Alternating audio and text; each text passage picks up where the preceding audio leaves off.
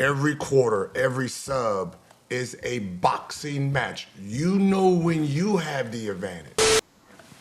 Salute, send off, send another team to Cancun. Yeah. Yeah. Oh, Uh, and I can tell you this team didn't want to go to Cancun. yeah, I don't think Yeah, so. I can tell you this, they got their asses sent to Cancun. The San Antonio Spurs eliminate the Minnesota Timberwolves game 6, 139 to 109. Um, I mean, everything on the San Antonio side clicking. Stephon Castle, I mean, really stepped up and stepped out this series. What's his name? Dylan Harper played phenomenal this series. Like you said, Wemby finally corrected it. You know, this last game he only took 2 threes. The team is humming right now. The team is really humming right now. Before we talk about them, gotta go over to the loser side, give them their farewells. Um, Anthony Edwards, 24 points in the final game, 9 for 26.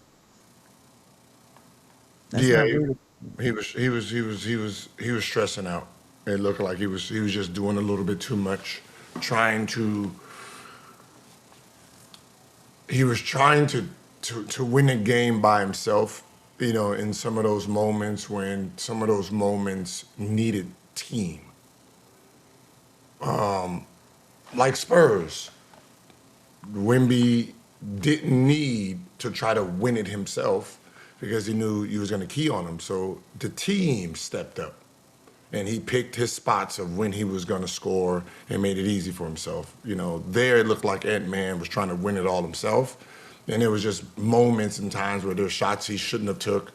And I mean, even though he makes those shots, but there's shots where, you got wide open player in the corner, let him shoot that. If he shoots that and he makes that, the next time you try to move, that defender wouldn't be there. So, he forced a lot of shots that he didn't have to, but it's all a learning.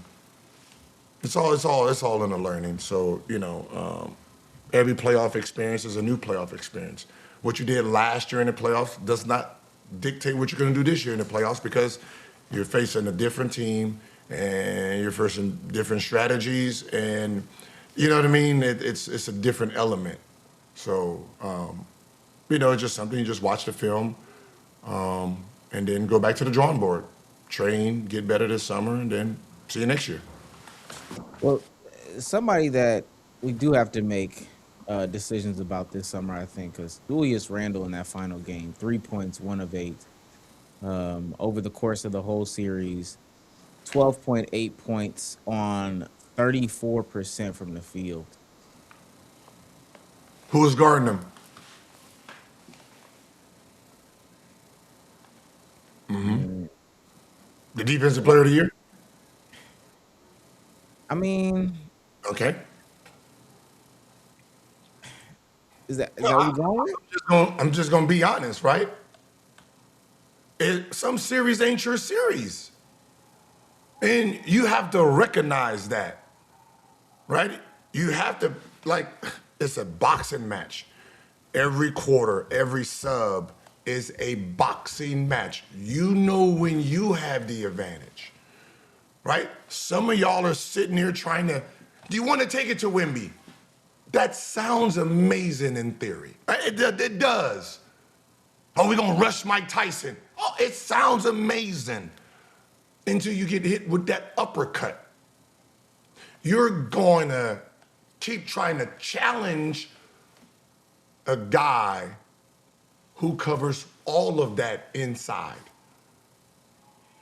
Like the thought process of we're just gonna keep attacking while he's there just didn't make sense. And it didn't make sense because of this. If he's close enough to challenge your shot, pass the ball to his guy. You know what I mean? I'm going up, and if I see him trying to jump and block, you pass it. Easy dunk, right? It's easy. Like if you attracted him, that's when you dump it off, right? And there was just a lot of dump offs that they should have had that would have kept Wemby on his ground. But the fact that you kept trying to shoot it, Wemby just challenged everything.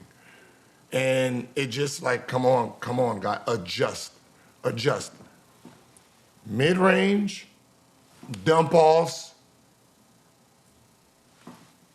threes when Wemby's in the game. Now understand this. He has a minute restriction. He comes out of the game. The backup big is there. Attack his ass. That's when you go downhill. That's when you get to the Baja. When the backup center is in, you know why? Because you get the backup center in foul trouble. That means Wemby has to play more and more and more minutes than they are calculating in this series. You have to read the room. And I don't think they read this very well.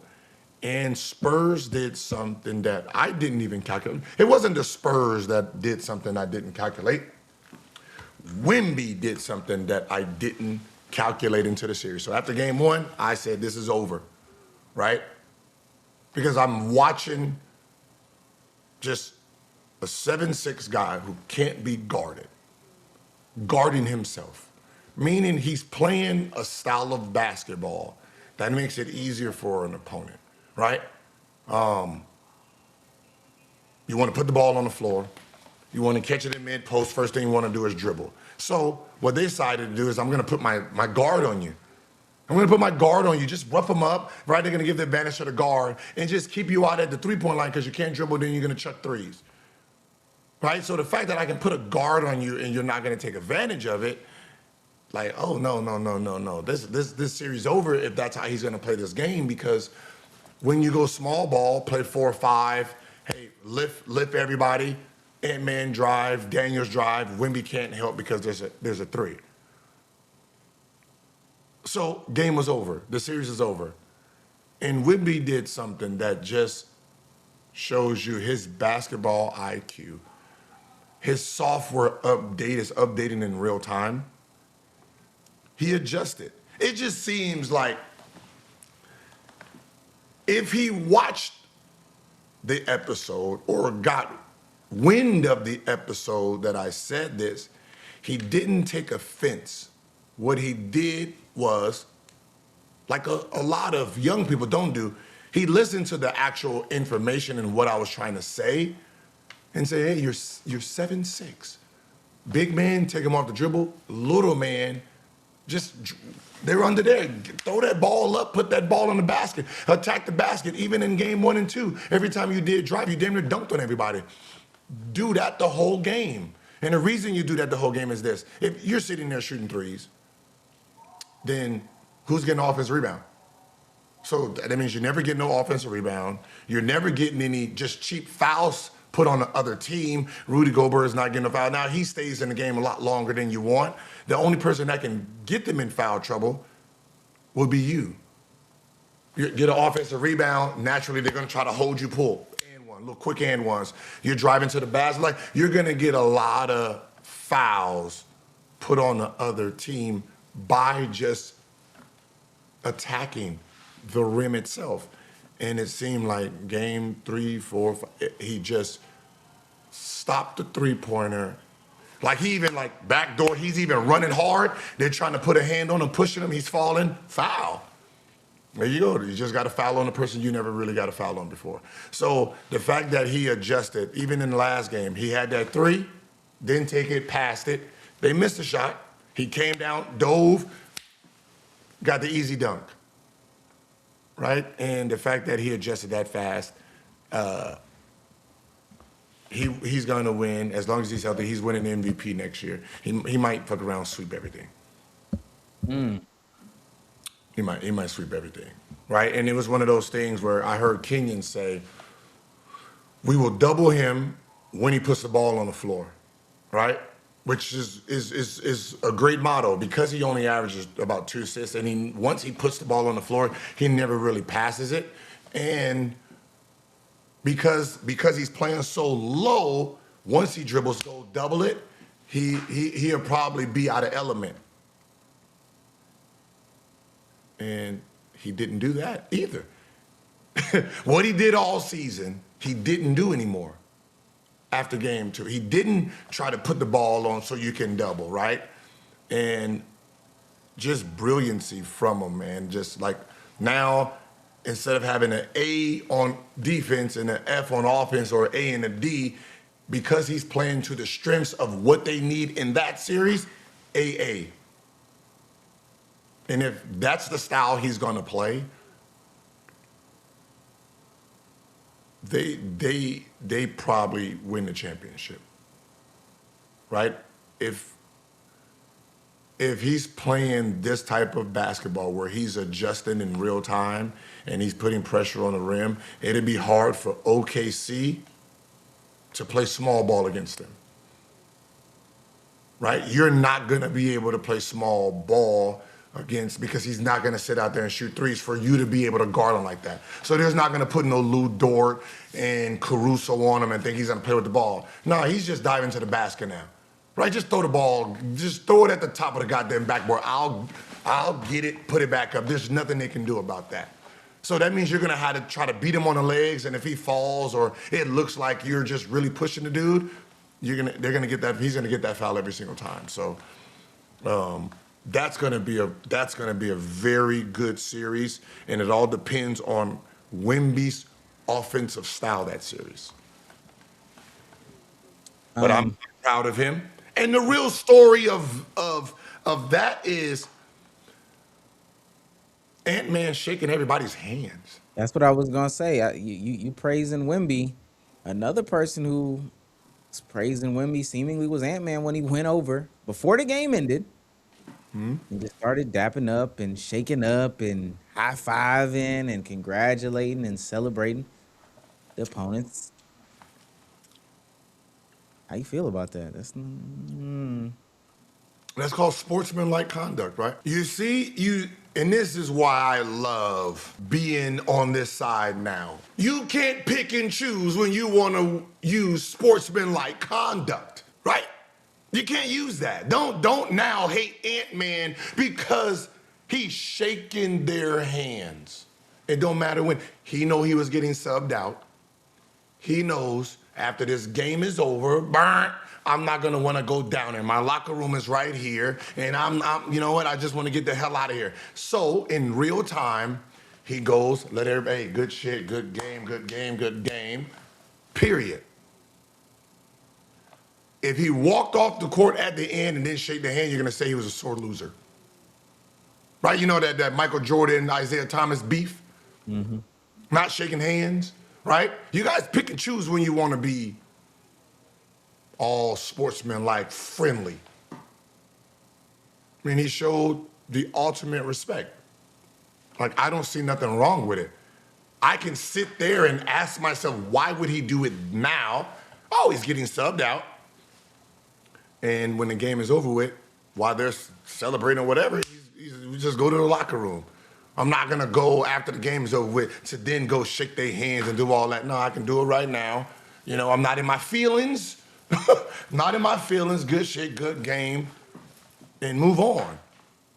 It wasn't a big deal. I'm more of that than you don't shake my hand as a competitor, right?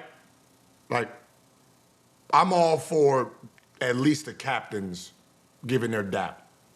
You know, sometimes you got to go out of the way, sometimes you don't. But, you know, I know sometimes when you lose a tough series, going to shake somebody's hand, nah. I get it. But then don't sit on the other side of it and say, oh, sportsmanlike conduct, don't shoot at the end of the game when you up 40 and now I want to fight you. No, don't. Either you are for sportsmanlike conduct at all or you're not.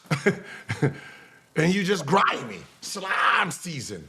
I think the thing is that it was like, I mean, it's 8 minutes left in the game. Now, granted, and this is where I'm a little bit in the middle, because it's 8 minutes left. We still got some game to go, but we can't make it happen in 8 minutes. Why not? I'm saying we can't come back in 8 minutes. Like, we can't come back in 8 minutes. So the game is, even though there's 8 minutes left, it's over with.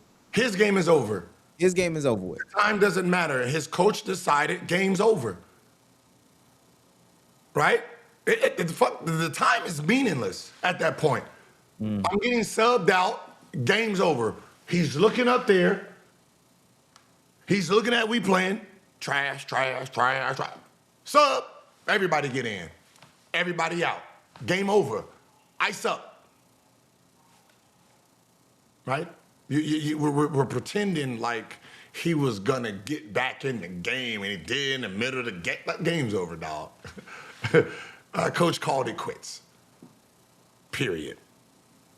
And so that's how I look at it. Like the coach called game, right? By subbing everybody out, he realized, hey, the way they playing over there, the way we playing, it's over. There's no good signs to say we're gonna come back. And he was correct. Have you ever seen anything like that before? No. And I also never seen a bunch of bench players get 8 full minutes in the playoffs.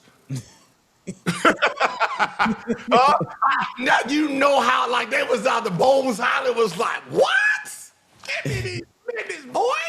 Like that is a bench player's dream to get 8 minutes in one playoff game. Are you serious? I know they was over there happy when coach was like, all right, so because usually, like 3-minute, 4-minute mark, you might start pulling people in. But 8, damn near 9-minute mark? Wait, us? Now? Oh my God. Thank you, Jesus. It's just, I'm looking at it. It's a little bit of an interesting look in the middle of their huddle and. Hey,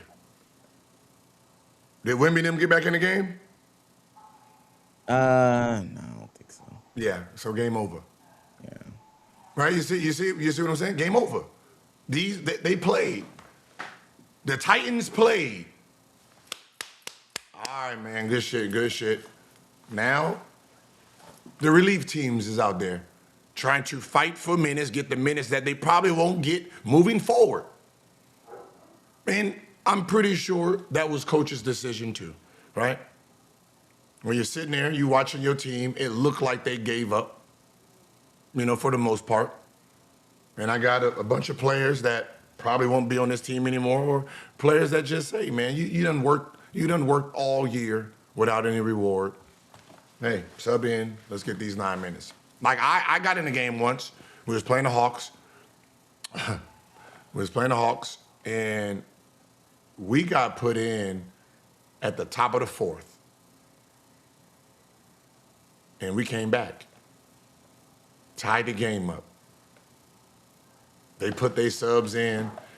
Coach or our team tried to, the starters tried to get back in. And coach was like, no, nah. Nah. Y'all was over already. Y'all was over at the top of the 4th. Y'all good night. And then they let us. We went back out there, because they put their starters back in. Jason Terry hit the game winner on us. We got to send an ovation though because we picked up full court, did all that, and actually came back. I think it was like down 20 something. Hey, let me see. That was one of my problems. I didn't even play. I don't even think I played well. Like offensively, I think I had like free throws and I was playing some good defense. Where are you? You were in Golden State at this time? Rookie season. Oh my God. Wait, let me see. Just go to just one of those Atlanta games. It's probably mid-season. Atlanta. Nope, we lost by damn near 30 that game. Oh, we're losing to Atlanta by 30. We was the Golden State Warriors. Okay, Atlanta. Okay, wait, was this? Talk to us, nice. Huh? I was 1 for 3. We lost by 6? Oh, because we probably had to foul a lot. Hold on. Let me see, play-by-play. Yeah, they put us in the 4th quarter. Hold on, let me see. They put us in the 4th quarter. The score was 76-53. 76-53. We're in at the top of the we're in at the top of the 4th. Oh, they put us in earlier than that. Oh yeah, I mean, yeah, we was down by 20 damn near the whole game. Yeah, so I came in at the 5 minute mark in the third, and he never subbed us back out. And we're down 15, 78. So there's like a minute left. 94, 92, 86, 94, 88, 91, 96. Yeah, yep, we end up. Oh, so he didn't hit the game winner. But they put their starters back in, though. Oh, that's cheesy. Yeah, they put their starters back in. They put JT back in, Abdul Rahim back in, like when we start catching back up. So, but those, as a bench player, those minutes count, man. Right? So, Um, I don't see anything wrong with anything that happened in that game, besides getting beat by 30 in a closeout game. if you had to say a change that the Timberwolves need to make, because this can't keep happening. What needs to happen in Minnesota?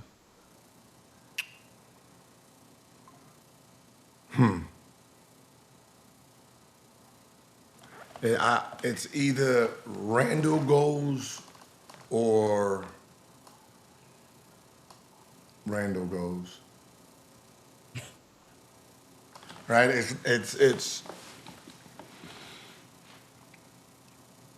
he just doesn't.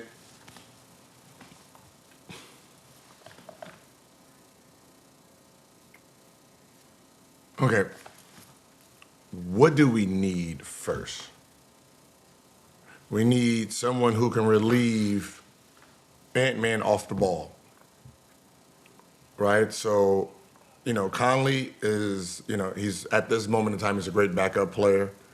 But you need a pure shooter out there that can relieve help. You need another guy who can put the ball in the basket, right? You need a CJ McCullough type, right? You need someone who can just get straight buckets with you. That understands hoop, right? Not just that can play, that can score, that can that can defend too. If he can't defend, he's just a pure bucket guy that can relieve you off of getting double teamed, right? Once I establish that, then Daniels, I'm good with. Rudy, I'm sold on. Nas Reed either has to be a starter now,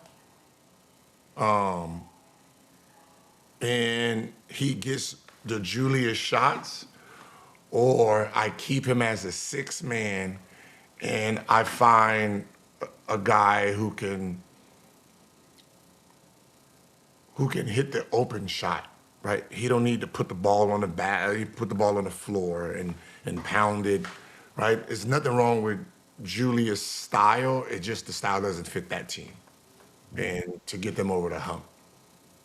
Right, so they need like a marketing, one of those type of fours, right? Like Ant-Man needs space.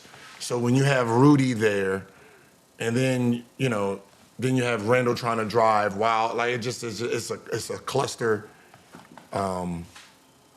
without a system, right? You give Ant-Man the ball, he tries to do pick and roll, right? If they double, like he wastes too much. He literally wastes too much energy trying to score when he should just be put in spots, right? Put a system in, and the system is not for him. The system is for the team, so the team can keep moving. So the defense has to move. A system is for the team. The triangle wasn't for Michael Jordan in a sense. It was for you can't load up on Michael Jordan because there's back doors, there's slashes, there's this. And if you're not going to play the defense right, those guys are going to get open shots. So we're going to run this to get Michael Jordan the ball over there, right? And that's what that was. So you need an offense that can have your offensive guys move around so the defense is just not sitting there loaded up. The 5-out shell offense doesn't do it. It ain't. I'm sorry. It's a nice try, but it don't work in practice. Like, it don't work in practice what we do. How the fuck? That's why you have 4 defense of players out there in shell drill. 4 defense, 5 offense, because you put 5 offense, nobody fucking scores. Because you're just sitting there. So they need a marketing, right? They need a real lifted 4-man that can just shoot. Right? He can just shoot. He just get quick buckets. Right? He's not gonna get it, pound it, get to his. Now you got 2 players trying to do the same thing. So, nah. That's early 2000s.